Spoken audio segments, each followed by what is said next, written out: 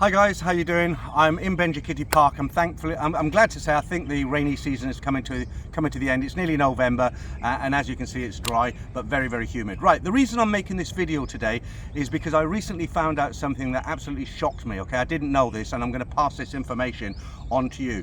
So you know, when you go into a restaurant, there's a lot more restaurants these days are charging a 10% service charge, and presumably that's going to the staff, isn't it?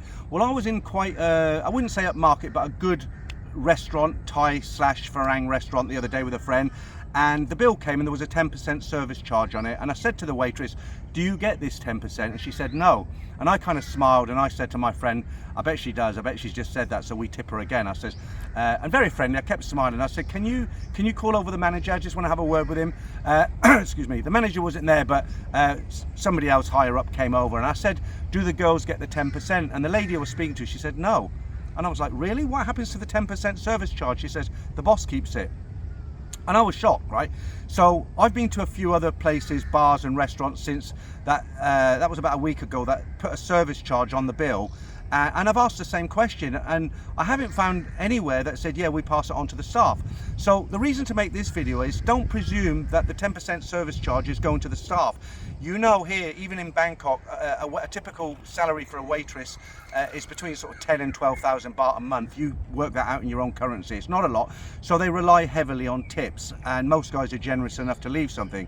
But my friend and myself, and a lot of other guys I know, we base our tipping on whether there's a service charge. So what I've done today is, if I look at a bill and it's got a 10% service charge on it, I won't leave a tip because I think they've already had it. So what that means, really, that means their earnings have drastically reduced with tips, because most guys think the same way. They've had a service charge, I'm not tipping. Okay, if I get a bill and it hasn't got a service charge, then I will leave a tip. I don't want to be mean. But I haven't been tipping all these places I've been to with no service charge, and guess what?